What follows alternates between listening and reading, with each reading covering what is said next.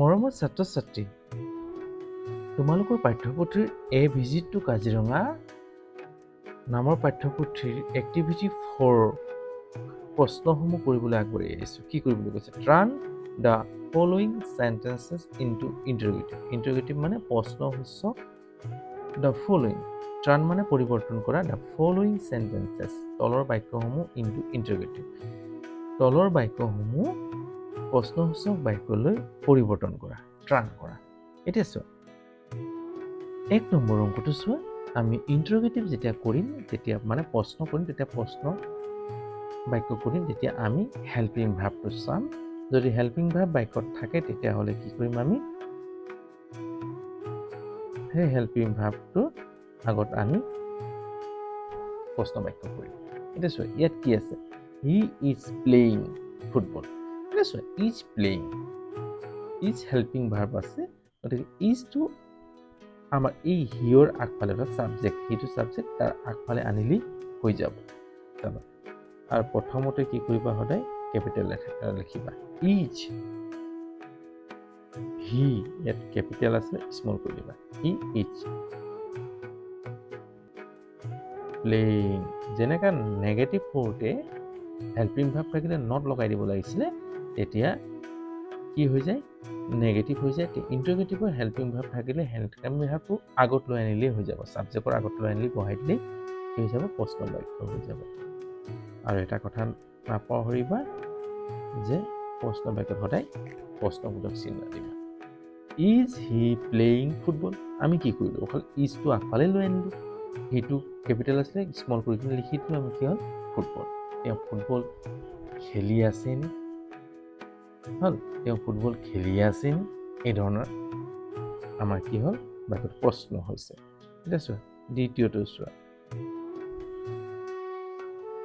দ্বিতীয়টো কি আছে? ডে আছিলে, আৰ আছিলে। আৰটো হেল্পিং ভাৰ্ব, গতিকে আগফালে লৈ আনা আৰ। আৰ কি হ'ব কোৱা? ডে ৰানিং, সিহঁতে দৌৰি আছেনি? প্ৰশ্ন বাক্য, গতিকে প্ৰশ্ন লিখি দিবা। হ'ব, হেল্পিং ভাৰ্ব থাকিলেই আগফালে লৈ আনিবা। এতিয়া চোৱা, চিটো চোৱা। চিটো দা মাংকি আছে ন? তেতিয়া ইয়াত হেল্পিং ভাৰ্ব কোনটো? ইজ, গতিকে ইজটো আগত আনা। Is the monkey climbing a tree? প্ৰশ্ন লিখিবা যে ইজটো হেল্পিং ভাৰ্ব আছিলে, আগফালে লৈ আনিলোঁ। বান্দৰটো এই গছত বগাই আছেনি? হ'ল, এই ধৰণৰ প্ৰশ্ন কৰিব পাৰা। ডিটো চোৱা। ডিটো কি দি আছে? C is dancing. এতিয়া কি হ'ল? ইজ আছে হেল্পিং ভাৰ্ব, ইজটো আগত লৈ আনা। Is C dancing? প্ৰশ্ন বাক্য লিখিবা। তাই নাচি আছেনি? একদম ইজি, বৰ ইজি। তাই নাচি আছেনি? এতিয়া চোৱা, ই নম্বৰটো চোৱা। ইয়াত হেল্পিং ভাৰ্ব কি আছে? ইজ আছে, ইজটো আগত লৈ আনা। একদম ইজি। কি কৰিম চোৱা, ইজ লৈ আনিলোঁ। হ'ল, এতিয়া কি থাকিলে? ইয়ৰ মাৰ্ডাৰ। এতিয়া স্মল লেটাৰ লিখিলেও হ'ব মাজত, ইয়ৰ মাৰ্ডাৰ। আমি পাঞ্চো লিখিছোঁ নহয়, মাৰ্ডাৰ। হ'ল, ইয়ৰ মাৰ্ডাৰ, ইজ ইয়ৰ মাৰ্ডাৰ। ইজটো আগত লৈ আনিছিলোঁ, গতিকে আমি আকৌ ইজ লিখিব নালাগে।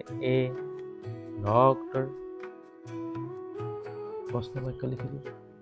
হ'ল, তোমাৰ মা ডক্টৰ হয়নে? এই ধৰণৰ প্ৰশ্ন হৈ গৈছে। এফ নম্বৰটো চোৱা। এফটো শেষৰটো। এতিয়া Raju and Biju R friend. এতিয়া ইয়াত প্ৰশ্ন, আৰ আছে হেল্পিং ভাৰ্ব, হয় নহয়? আৰটো আগত লৈ আনা। A R E R.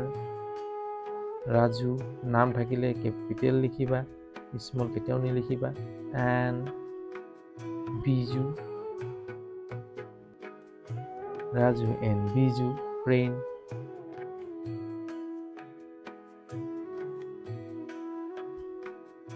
Friends, প্ৰশ্ন বাক্য লিখি দিয়া। Are Raju and Biju friends? প্ৰশ্নবোধক চিহ্ন দিব লাগিব যেতিয়া ইণ্টাৰগেটিভ কৰিবা। কি কৰিলোনো? ইমান ইজি। আমি কি কৰিলোঁ? হেল্পিং ভাৱটো আগত লৈ আনিলোঁ আৰু বাক্যটো আকৌ লিখি দিলোঁ। কাৰণ প্ৰশ্নটোতেই উত্তৰটো আছে। গতিকে প্ৰশ্নটোতেই উত্তৰটো বাচিবলৈ শিকিলেই উত্তৰটো ওলাই যায়। ইংৰাজী বৰ ইজি, বৰ সহজ। গতিকে এই ধৰণৰ চেষ্টা কৰিবা যে কোনটো বাক্য কেনেকৈ আমি কি কৰিছোঁ, গঠন কৰিছোঁ। এতিয়া তাক লৈ আমি গঠন কৰিলে কি হৈ যাব? উত্তৰটো তাতে পাই যাম।